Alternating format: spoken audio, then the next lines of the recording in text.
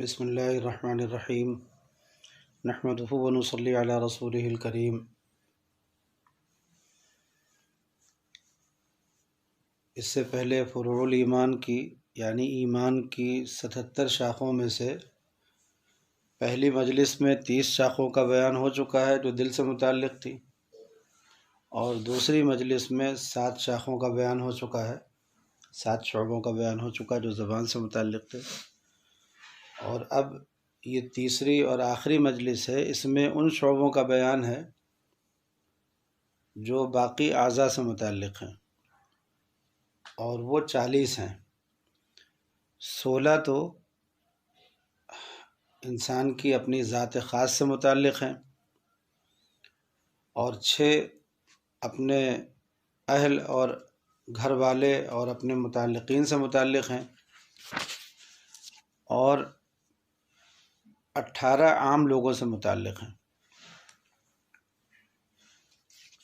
تو اب ان سب کی تفصیل ہوتی ہے۔ پہلے وہ 16 جن کا اپنی ذات خاص سے تعلق ہے، ان میں سے ایک ہے طہارت حاصل کرنا۔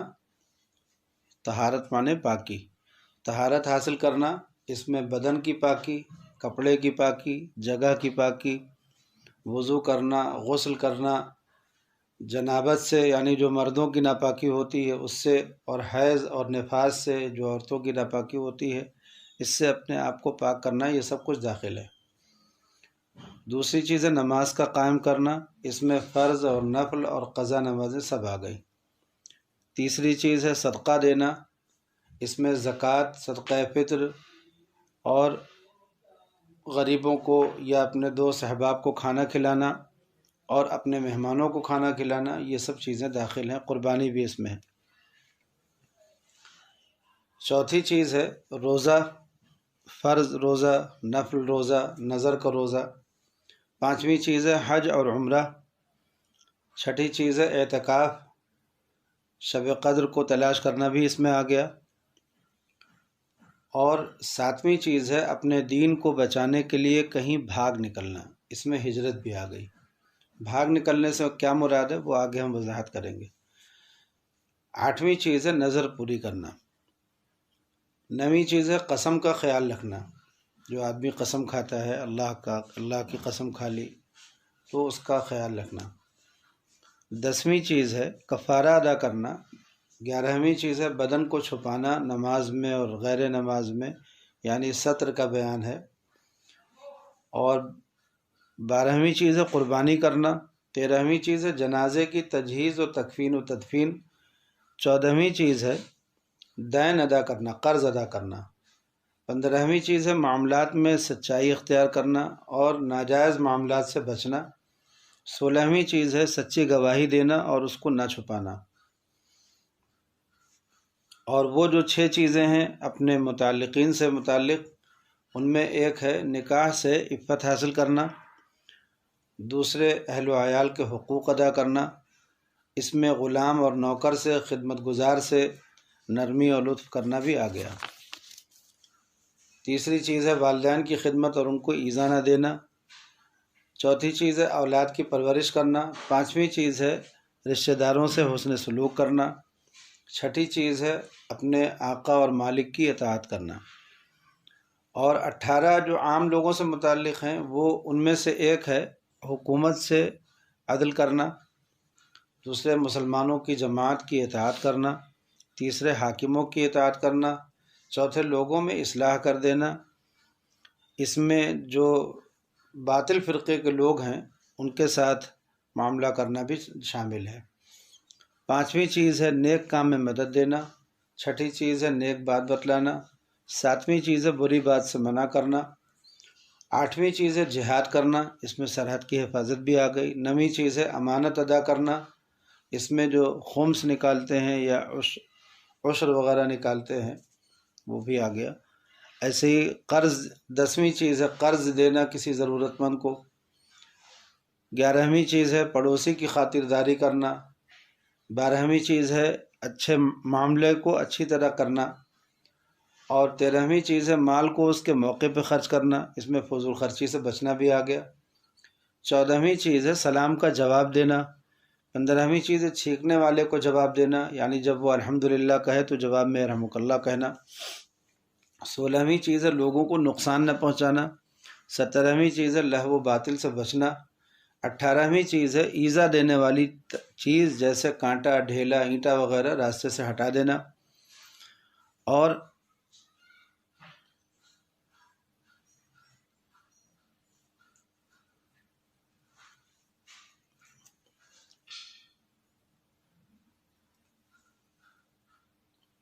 16ویں اور 6ٹھی اور 18ویں چیز سے جو ان کا بیان ہوا ہے ان سے کچھ قسمیں نکل کر کے اس طرح سے 20 کی تعداد پوری ہو جاتی ہے۔ ارشاد فرمایا اب ان 40 چیزوں سے متعلق کچھ ضروری مضامین، ضروری نہیں ہے کہ ہم ہر مضمون کی تشریح کریں، لیکن ان میں سے کچھ ضروری مضامین انتخاب کے ساتھ آپ حضرات کی خدمت میں پیش ہیں۔ ارشاد فرمایا رسول اللہ صلی اللہ علیہ وسلم نے کہ پاکی آدھا ایمان ہے۔ روایت کیا اس کو امام مسلم نے۔ اس میں ہر قسم کی صفائی داخل ہو گئی، چنانچہ ارشاد ہے 5 چیزیں فطرت سلیمہ کا تقاضا ہے: ختنہ کرنا، استرا لینا، لبیں ترشوانا یعنی مونچھیں ترشوا لینا، ناخن کٹانا، بغل کے بال اکھاڑنا افضل ہے اور منڈانا بھی جائز ہے۔ روایت کیا اس کو امام بخاری اور مسلم نے۔ اور ارشاد فرمایا کہ اللہ تعالیٰ پاک صاف ہیں، صفائی کو پسند کرتے ہیں، سو اپنے گھروں کے آگے میدانوں کو صاف رکھا کرو۔ روایت کیا اس کو ترمذی نے۔ دیکھیے شریعت مطہرہ نے صفائی کی کیسی تعلیم دی۔ افسوس ہم لوگ شریعت پر عمل چھوڑ کر کے غیر قوموں سے ہنسی کرواتے ہیں اپنی، اور شریعت پر اعتراض کراتے ہیں۔ لوگ یہ سوچنے لگے اور سمجھنے لگے کہ مسلمان تو گندے ہی ہوتے ہیں، حالانکہ شریعت نے کتنی تعلیم دی تھی۔ اور ایک زمانے تک، جب تک مسلمانوں کی کامیابی کا دور ہے، ایک زمانے تک ساری دنیا میں سب سے زیادہ صاف اور پاک قوم مسلمان ہی ہوتے تھے، اور ان کی صفائی اور پاکی کو دیکھ کر کے لوگ اسلام قبول کر لیا کرتے تھے۔ دوسری قوم میں صفائی ستھرائی وغیرہ جو ہماری چیز تھی ان کو لے کر کے اپنی طرف منسوب کرتی ہیں اور فخر کرتی ہیں، اور ہم لوگ اپنے آپ کو بدنام کراتے ہیں۔ انا للہ و انا الیہ راجعون۔ سادگی سے رہو مگر صاف رہو، کپڑا، مکان، بدن سب ستھرا رہے۔ میلا پن نہایت ذلت اور دوسروں کی ایذا کا سبب ہے۔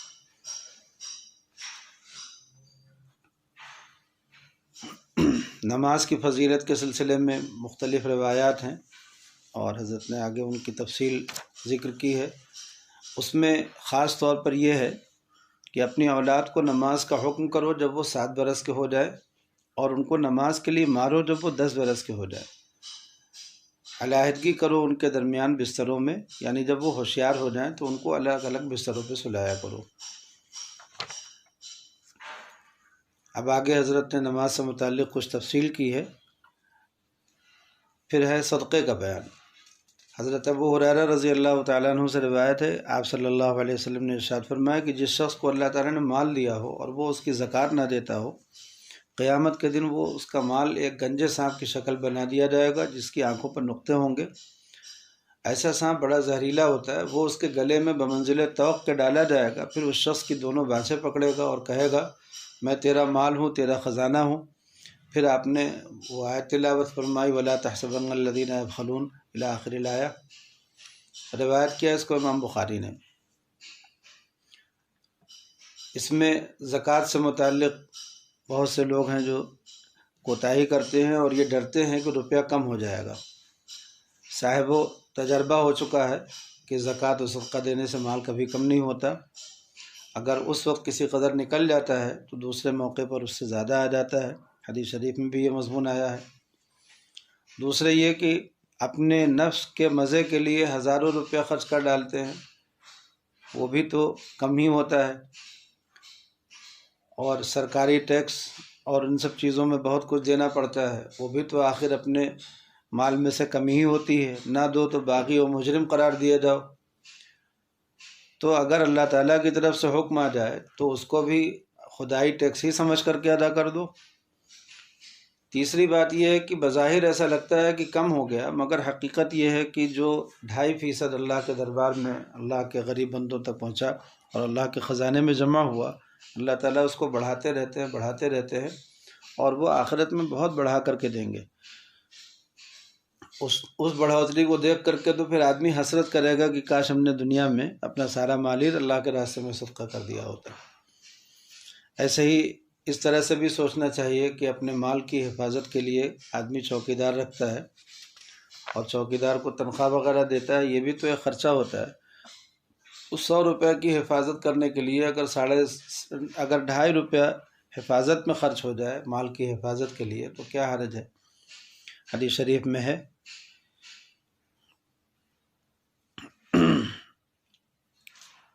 تو اس میں یہ بھی ہے حدیث شریف میں کہ تجھ پر زکوٰۃ واجب ہوئی اور تو نے اس کو نہ نکالا ہو تو یہ حرام اس حلال کو ہلاک کر ڈالتا ہے۔ یعنی جو مال زکوٰۃ کی رقم کا 2.5% اپنے پاس بچا رہ گیا وہ اس 97.5 کو ہلاک کر دیتا ہے۔ سو اپنے مال کی حفاظت کے لیے چوکیدار کی تنخواہی سمجھ کر کے دے دیا کرو۔ صدقہ فطر، حضرت ابن عباس سے روایت ہے کہ انہوں نے آخر رمضان میں ارشاد فرمایا کہ اپنے روزے کا صدقہ نکالو۔ رسول اللہ صلی اللہ علیہ وسلم نے یہ صدقہ مقرر فرمایا ہے، 1 صاع چھوارا ہو، کھجور ہو یا جو ہو یا آدھا صاع گیہوں ہو، ہر شخص پر خواہ آزاد ہو یا غلام، مرد ہو یا عورت، بچہ ہو یا بوڑھا۔ تو اب اس کی آج کل کے حساب سے جو مقدار ہے وہ 1 کلو 666 گرام یہ مقدار بنتی ہے نصف صاع کی۔ تو اس کا جو دوگنا ہوگا وہ 1 صاع کا ہوگا۔ تو اگر آدمی کھجور سے یا جو سے نکالے تو 3.5 کلو کے قریب، اور اگر گیہوں سے نکالے تو 1.25 کلو کے قریب۔ اس طرح سے بہتر یہ ہے کہ جو امیر حضرات ہیں جن کو اللہ نے زیادہ گنجائش دی ہے وہ زیادہ قیمتی چیزوں سے اپنا صدقہ فطر نکالا کریں تاکہ غریبوں کو زیادہ فائدہ ہو۔ اس کے علاوہ مال میں زکوٰۃ اور صدقہ فطر کے علاوہ بھی کچھ حقوق ہیں، جیسے کوئی بھوکا ہو تو اس کو کھانا کھلانا، کوئی جس کے پاس کپڑے نہ ہوں اس کو کپڑے پہنا دینا، کوئی ضرورت مند ہو اور ہمارے پاس اپنی ضرورت سے زائد پیسے ہوں تو اس کو اس کی ضرورت پوری کر دینا، اپنے متعلقین، اپنے رشتہ داروں، اپنے پاس پڑوس کے لوگوں کی مدد کرتے رہنا، پڑوسیوں کا خیال رکھنا، یہ سب بھی مال میں حقوق ہیں۔ روزے کے سلسلے میں تو لوگوں نے بہت سی تفصیلات سن رکھی ہیں، بس مختصر سی بات یہ ہے کہ روزے کے بارے میں آپ صلی اللہ علیہ وسلم نے فرمایا کہ روزہ ڈھال ہے، اور جب تم میں کوئی روزہ رکھے تو فحش باتیں نہ کرے اور شور و غل نہ مچائے۔ اگر کوئی گالی گلوچ کرنے لگے یا لڑنے لگے تو یوں کہہ دینا چاہیے کہ بھائی میرا تو روزہ ہے۔ پھر روزے کے سلسلے میں جو کوتاہیاں ہو رہی ہیں، بہت سے لوگ پیسے والے ہیں، گنجائش والے ہیں اور روزے سے جی چھڑاتے ہیں، کہتے ہیں بھوک پیاس کی تاب نہیں۔ بڑے تعجب کی بات ہے، اگر حکیم صاحب کسی بیماری میں فرما دیں کہ 4 وقت کا فاقہ کرنا نہیں تو مر جاؤ گے، تو حضرت 4 وقت کی جگہ احتیاطاً 5 وقت کا فاقہ خوشی سے کرنے کو تیار و مستعد ہو جائیں گے۔ افسوس خدا کا حکم حکیم کے حکم کے برابر بھی نہ ہو۔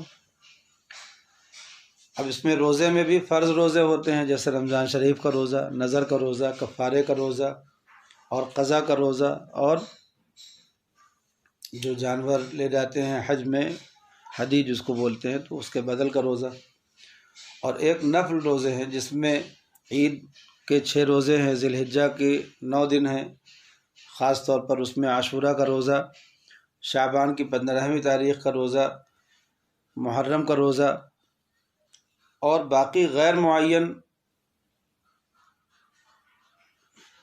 معین جب چاہے آدمی روزہ رکھ لے تو یہ نفلی روزے ہیں۔ اور کچھ روزے ممنوع ہیں، جیسے عید کے دن کا روزہ رکھنا، بقرعید کے 3 دن بلکہ 4 دن، تو سال بھر میں 5 دن روزہ رکھنا منع ہے۔ ایسے ہی عورت کے لیے اپنے شوہر کی اجازت کے بغیر نفلی روزہ رکھنا منع ہے۔ پھر اس کے بعد بیان ہے حج اور عمرے کا، اور اس کی تفصیلات بھی انشاءاللہ حیات المسلمین کے سبق میں ہوں گی۔ حج سے متعلق جو لوگ غلطیاں کرتے ہیں ان کا بھی بیان ہے، حجاج کے متعلق کچھ مشورہ ہے۔ اعتکاف کے بارے میں حضرت عائشہ سے روایت ہے کہ رسول اللہ صلی اللہ علیہ وسلم رمضان شریف کے اخیر عشرے میں اعتکاف فرمایا کرتے تھے، یہاں تک کہ اللہ تعالیٰ نے آپ کو وفات دی۔ پھر آپ کی بیویاں اعتکاف کرتی تھیں آپ کے بعد، روایت کیا اس کو بخاری اور مسلم نے۔ اور حضرت ابن عباس سے روایت ہے کہ رسول اللہ صلی اللہ علیہ وسلم نے ارشاد فرمایا معتکف کے حق میں کہ وہ تمام گناہوں سے رکا رہتا ہے اور اس کو نیکیوں کا اتنا ثواب ملتا ہے جیسے تمام نیکیاں کرنے والوں کو۔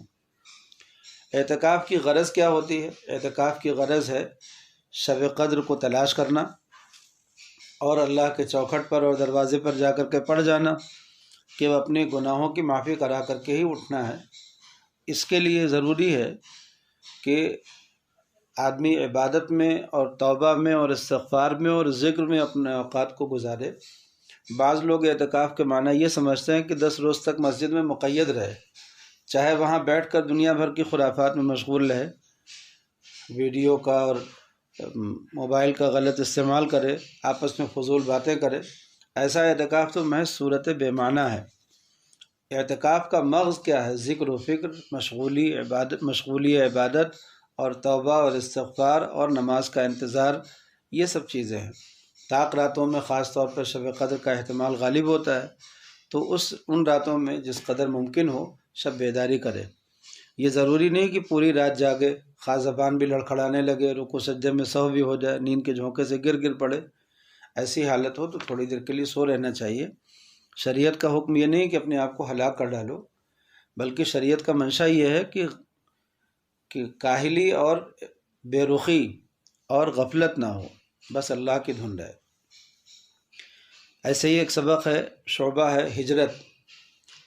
حضرت ابو سعید خدری رضی اللہ تعالیٰ عنہ سے روایت ہے کہ رسول اللہ صلی اللہ علیہ وسلم نے ارشاد فرمایا کہ تھوڑے ہی دنوں میں ایسی حالت ہو جائے گی کہ مسلمان کا سب سے بہتر مال وہ بکریاں ہوں گی جن کو وہ لے کر کے پہاڑوں کی چوٹیوں پر یا بارش کی جگہوں پر چلا جائے گا، اور اپنے دین کو بچاتا ہوا، اپنے دین کو بچانے کے لیے فتنوں سے۔ اس کو روایت کیا امام بخاری اور مسلم نے۔ اور آپ صلی اللہ علیہ وسلم نے فرمایا کہ ہجرت ان گناہوں سے جو پہلے ہو چکے ہیں ان تمام گناہوں کو ختم کر دیتی ہے۔ تو اب آج کل کے زمانے میں ہجرت کیا ہے کہ اگر کسی شہر یا بستی میں رہتے ہوئے اپنے آپ کو گناہوں سے بچانا ممکن نہ ہو، دین کے ضائع ہو جانے کا خطرہ ہو، تو وہاں سے بشرط قدرت کی شرط تو ضروری ہے، بشرط قدرت اس جگہ کو چھوڑ کر کے کسی دوسری ایسی بستی میں چلا جائے جہاں جانا ممکن بھی ہو، جس کی اجازت بھی ہو، اور وہاں رہ کر کے اپنے دین کی حفاظت کی جا سکتی ہو۔ جیسا کہ آج کل بہت سی کالونیاں ہیں جہاں مسجدیں نہیں ہیں، بہت سی بستیاں ایسی ہیں جہاں پر دین کو بچا پانا بڑا مشکل ہے، تو ایسی جگہوں کو چھوڑ کر کے ایسی جگہ چلا جانا چاہیے جہاں پر مسلمانوں کو اپنا ماحول ملے، مسجد ملے اور اپنے دین کی حفاظت ہو سکتی ہو۔ ایسے ہی نظر پوری کرنا۔ حضرت عائشہ رضی اللہ تعالیٰ عنہ سے روایت ہے، آپ صلی اللہ علیہ وسلم نے فرمایا کہ جو شخص نظر مانے کہ اللہ کی اطاعت کرے گا تو اطاعت کرنا چاہیے، اور جو نظر مانے کہ اللہ کی نافرمانی نہیں کرے گا، اللہ کی نافرمانی کرے گا یعنی کوئی گناہ کرے گا، تو اس کو چاہیے کہ نافرمانی نہ کرے، یعنی وہ اپنی نظر پوری نہ کرے۔ معلوم یہ ہوا کہ نظر ماننا جائز کاموں کے لیے اور پھر اس کو پورا کرنا ضروری ہے، اور ناجائز کاموں کی اگر کسی نے نظر مانی ہو تو اس نظر کو پورا کرنا ضروری نہیں ہے بلکہ اس کو توڑنا ضروری ہے۔ اس زمانے میں بہت سی نظریں ایسی مانی جا رہی ہیں جو گناہ اور بعضی تو شرک ہیں۔ ایسے ہی قسم کی حفاظت کرنا۔ اللہ تعالیٰ نے فرمایا وَاحْفَظُوا أَيْمَانَكُمْ، اپنی قسموں کی حفاظت کرو۔ ایک تو یہ ہے کہ غیر اللہ کی قسم نہ کھائے، غیر اللہ کی قسم کھانا شرک ہے، عملی شرک ہے۔ بہت سے لوگ باپ کی قسم کھاتے ہیں، ماں کی قسم کھاتے ہیں، کہتے ہیں کہ اگر میں جھوٹا ہوں تو مجھ کو ایمان نصیب نہ ہو۔ یہ بڑی سخت باتیں ہیں، اس سے ایمان جا بھی سکتا ہے۔ دوسرا یہ کہ جب بھی قسم کھائے، اللہ کی قسم کھائے تو وہ بھی ہمیشہ سچ کھائے۔ حضرت ابو ہریرہ سے روایت ہے، آپ صلی اللہ علیہ وسلم نے فرمایا کہ خدا کی قسم مت کھاؤ مگر جب کہ تم سچے ہو۔ اگر جھوٹی قسم اللہ کی کھائے گا تو بہت خطرے کی بات ہے۔ تیسرا یہ کہ زیادہ قسم بھی نہ کھاؤ، اس لیے کہ اس میں اللہ کے نام کی بے حرمتی ہے. جھوٹے لوگ جو ہوتے ہیں زیادہ قسمیں کھاتے ہیں. چوتھی چیز یہ ہے کہ اگر شرع کے موافق کسی عمل پر قسم کھائی تو اس کو پورا کرے، اور اگر خلاف شرع ہے تو مثلا کسی گناہ کے کام پر قسم کھائی ہے، جیسے کسی سے تعلق توڑنے پر، رشتہ داری توڑنے پر، کسی مسلمان سے نہ بولنے پر، تو ایسی قسم کو توڑ ڈالنا واجب ہے اور کفارہ دینا بھی واجب ہے. قسم کا کفارہ کیا ہے؟ قسم کا کفارہ یہ ہے کہ 10 مسکینوں کو، غریبوں کو کھانا کھلاؤ 2 وقت پیٹ بھر کر کے، یا ان کو ایک ایک جوڑا کپڑا دے دے 10 غریبوں کو، یا ایک غلام آزاد کرے. اب ان تینوں میں تو اختیار ہے، جو چاہیں کر لیں. جب اگر ان تینوں میں سے کوئی بات بھی نہ کر سکتا ہو، یعنی اتنا غریب ہو، تو پھر کیا کرے؟ 3 روزے لگاتار رکھے. اکثر لوگ 3 روزوں پر ٹال دیتے ہیں، یعنی کھانا وانا نہیں کھلاتے، روزہ ہی رکھ لیتے ہیں. تو جو لوگ کھانا کھلانے کی طاقت رکھتے ہوں ان کے لیے روزہ رکھنا جائز نہیں ہے. ایسے ایک کفارہ ہے قتل کا. ایسے ایک کفارہ ہوتا ہے زہار کا. اپنی بیوی کو اپنے اوپر حرام کرنے کے لیے کبھی کبھی آدمی ایسے کر دیتا ہے کہ اپنی ماں سے یا بہن سے یا کسی محرم رشتہ دار سے تشبیہ دے دیتا ہے، تو یہ زہار کہلاتا ہے. اس جملے کو توڑنے کے لیے کفارہ دیا جاتا ہے. اس میں بھی وہی ہے، کفارہ ہے کہ اول غلام آزاد کرے، وہ نہ ہو تو 2 ماہ لگاتار روزے رکھے. اگر اس پہ بھی قدرت نہ ہو تو 60 مسکینوں کو 2 وقت پیٹ بھر کر کے کھانا کھلائے، تب پھر بیوی حلال ہو جاتی ہے. ایسے رمضان کا کفارہ، کوئی روزہ جان بوجھ کر کے توڑ دے تو اس روزے کی قضا بھی رکھنی پڑے گی اور کفارہ بھی دینا پڑے گا. اور یہ کفارہ بھی وہی ہے کہ اول غلام آزاد کرے، اس کی گنجائش نہ ہو تو 2 ماہ لگاتار روزہ رکھے، اگر اس کی بھی قدرت نہ ہو تو 60 مسکین کو 2 وقت پیٹ بھر کر کے کھانا کھلائے. اور اس میں بیچ میں اگر ایک دن کا بھی ناغہ ہوا روزہ رکھنے میں تو پھر سے روزہ رکھنا پڑے گا. 60 روزے لگاتار رکھنے ہوں گے. ایسے ہی ایک شعبہ ہے بدن چھپانا، اپنی صدر کی حفاظت کرنا. آپ صلی اللہ علیہ وسلم نے فرمایا کہ دیکھو، جو شخص اللہ پر اور آخرت کے دن پر یقین رکھتا ہو وہ بغیر لنگی باندھے ہوئے حمام میں نہ جائے. حمام ایسی جگہ ہوتی تھی جہاں پر کئی لوگ مل کر کے نہاتے تھے، تو بے ستری یعنی سطر کھل جاتی تھی لوگوں کے سامنے. تو آپ نے بہت ہدایت کی ہے کہ اپنی سطر کو چھپاؤ. آپ نے ارشاد فرمایا کہ سب سے اپنی سطر کو محفوظ رکھو سوائے بیوی کے، لونڈی کے. انہوں نے عرض کیا کہ کبھی ایک شخص دوسرے کے پاس رہتا ہے، یعنی ہر وقت ساتھ رہتا ہے، تو آپ نے فرمایا کہ اگر تم سے یہ بات ہو سکے کہ اس کو کوئی نہ دیکھے تو ایسا ہی کرو.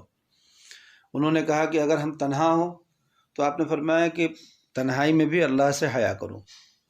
اب یہاں پر پردے سے متعلق کچھ ضروری مضامین ہیں، وہ انشاءاللہ حیات المسلمین کے سبق میں سنایا جائے گا. ایک شعبہ ہے قربانی. صحابہ نے عرض کیا اللہ کے رسول، یہ قربانی کیا چیز ہے؟ آپ نے ارشاد فرمایا سنت ہے تمہارے باپ کی، تمہارے باپ ابراہیم کی. انہوں نے عرض کیا کہ پھر ہم کو اس میں کیا ملتا ہے؟ آپ نے فرمایا ہر بال کے عوض ایک نیکی. انہوں نے عرض کیا اور اون والے جانور میں اللہ کے رسول؟ آپ نے فرمایا اس میں بھی ہر بال کے عوض میں ایک نیکی. ایسے ہی تجہیز و تکفین اور نماز جنازہ اور دفن، ان سب کے متعلق بھی ہدایات ہیں. اور یہاں سے اب ہم اپنی مجلس کو اس وقت فی الحال روک رہے ہیں، اس لیے کہ بہت طویل ہو جائے گی. تو اب یہ فروع الایمان کی 4تھی مجلس بنانی پڑے گی. اس لیے ارادہ تو یہ تھا کہ اسی میں پوری ہو جائے، لیکن اب تیسری مجلس بنانے کے بعد اب پھر 4تھی مجلس بنانی پڑے گی، ورنہ پھر یہ مجلس بہت طویل ہو جائے گی. تو اللہ تعالی ہم سب لوگوں کو ایمان کے تمام شعبوں میں جو عمل کرنے والی چیزیں ہیں ان پر عمل کرنے کی، اور جن سے بچنا چاہیے ان سے اپنے آپ کو بچانے کی توفیق عطا فرمائے. اور ہمیں غور کرنا چاہیے کہ ہم لوگ اپنے آپ کو مسلمان کہتے ہیں، مومن کہتے ہیں، مگر ایمان کے کتنے شعبوں پر ہمارا عمل ہے، اس پر مسلسل نظر رکھنی چاہیے. اور اس طرح کی جو مجالس ہیں، جیسے فروع الایمان کی مجالس ہیں، ان کو 1 سے زیادہ مرتبہ سنیں، 2 مرتبہ، 3 مرتبہ، یہاں تک کہ یہ باتیں ذہن میں بیٹھ جائیں. اللہ تعالی ہم لوگوں کو توفیق عطا فرمائے.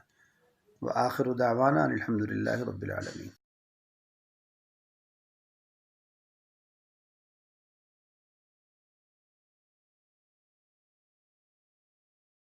فاصلوں کو تکلف ہے ہم سے اگر